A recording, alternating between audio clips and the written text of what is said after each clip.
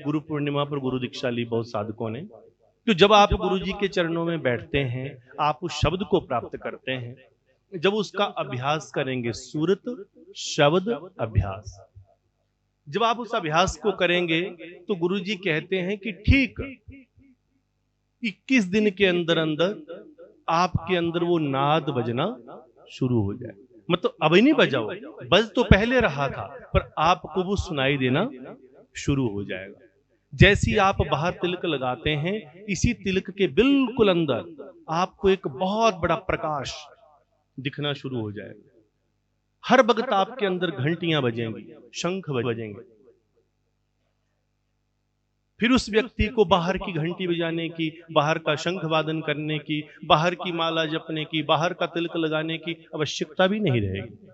उसके बाद तिलक व्यक्ति सिर्फ प्रेम में लगाएगा। दो प्रकार का तिलक लगता है। एक व्यक्ति है जो सोचता है कि मैंने तिलक लगा लिया तो मैंने सब कुछ पा लिया, और एक व्यक्ति ऐसा है वो तिलक इसलिए लगाता है कि इस तिलक से मुझे याद आती रहे कि मेरे अंदर भी एक तिलक है। वो अंदर का तिलक दिखता है हर वक्त, तो ज्योति दिखती है।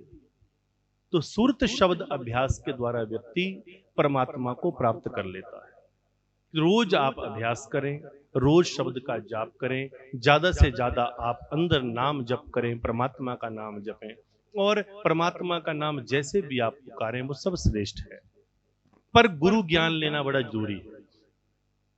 आप चाहे ओम नमः शिवाय का ही जाप कर रहे हैं, वो भी जब तक आपने किसी गुरु से दीक्षा नहीं ली तो वो मंत्र भी कार्य नहीं करता है। वो कार्य कब करेगा? जब वो किसी गुरु के मुख से आप प्राप्त करेंगे। ये हमारी सनातनी परंपरा है। ये गुरु दत्तात्रेय महाराज ने गुरु शिष्य परंपरा आरंभ की। स्वयं भगवान के 24 अवतारों में से एक अवतार दत्तात्रेय महाराज के रूप में हुआ, और दत्तात्रेय महाराज ने सबसे पहले गुरु शिष्य परंपरा को आरंभ किया। तो गुरु शिष्य परंपरा में श्रेष्ठ गुरु की शरण में बैठकर हम उस शब्द को प्राप्त करते हैं, ज्ञान को प्राप्त करते हैं, और उस ज्ञान के द्वारा फिर हम उसे जब जपते हैं, जब हम गुरु से लेने के बाद, तो फिर उसकी शक्ति हमारे जीवन में उतरती है। ऐसे आप पूरी जिंदगी बोलते रहो राधे राधे राधे, पूरी जिंदगी बोलते रहो कृष्णा कृष्णा कृष्णा, पूरी जिंदगी कहते रहो आप सिद्ध होम सिद्ध होम, कुछ भी शब्द कह लो, ओम नमः शिवाय कह लो, उसका कोई अर्थ नहीं है जब तक आप किसी गुरु से दीक्षित नहीं होते। और उसका अर्थ क्या है? उसमें गुरु महाराज बड़ा सुंदर उदाहरण कई बार दे चुके हैं कि किसी भी शब्द को इंप्लीमेंट करने के लिए उसके पीछे शक्ति चाहिए। जैसे गुरु महाराज बड़ा अच्छा उदाहरण देते हैं कि जिस प्रकार मान लीजिए आपका कोई एसडीएम है, डीसी है, कोई मिनिस्टर है, चीफ मिनिस्टर है, जब वो बात कोई कहेंगे आप लोग भी वही शब्द कह दो। आप कह दो कि कल छुट्टी है, तो क्या आपके या मेरे बोलने से छुट्टी हो जाएगी?